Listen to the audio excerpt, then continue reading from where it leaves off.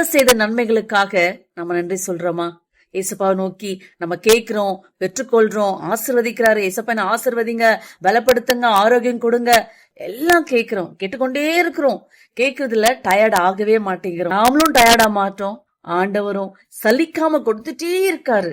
ஆனா நாம அவருக்கு நன்றி சொல்றோமா? ஏசப்பா அநேகரை சுகப்படுத்தினாரு. ஆனா ஒரு மனுஷன் மட்டும் ஓடி வந்து அவருக்கு நன்றி செலுத்தினா. எத்தனை பேரு கண்ணு பார்க்காம, வாய் பேச முடியாம, காது கேட்காம, நடக்க முடியாம, சாப்பாடை எடுத்து கூட சாப்பிட முடியாம, கை இல்லாம இருக்காங்க. ஆனா ஆண்டவர் நம்மை எவ்வளவு அழகா நம்ம உருவாக்கி, நம்மை படைத்து, இந்த உலகத்துல நம்மை அழகாய் வைத்திருக்கிறவருக்கு நம்ம நன்றி சொல்றோமா? இல்ல நம்ம குறைகளை மட்டும் பார்த்து இன்னும் புலம்பி அவரிடத்துல நாம கேள்வி கேட்டு கொண்டிருக்கிறோமா? இந்த உலகத்துல எத்தனை பேருக்கு இல்லாத ஸ்லாக்கியம் இந்த வாழ்க்கையில நம்ம ஒவ்வொரு கொடுத்திருக்கிறார் என்பதற்காக அவர் நன்றி செலுத்துறோமா? அவர் செய்த நன்மைகளுக்காய் அவருக்கு நன்றி சொல்ல என்னைக்குமே மறந்து போக கூடாது. ஒவ்வொரு நாளும் அவர் இன்னைக்கு நம்மளை ஜீவனோட வைத்திருக்கிறாருன்னா அவரோட சுத்த கிருபை நம்ம நன்றி சொல்வோமா?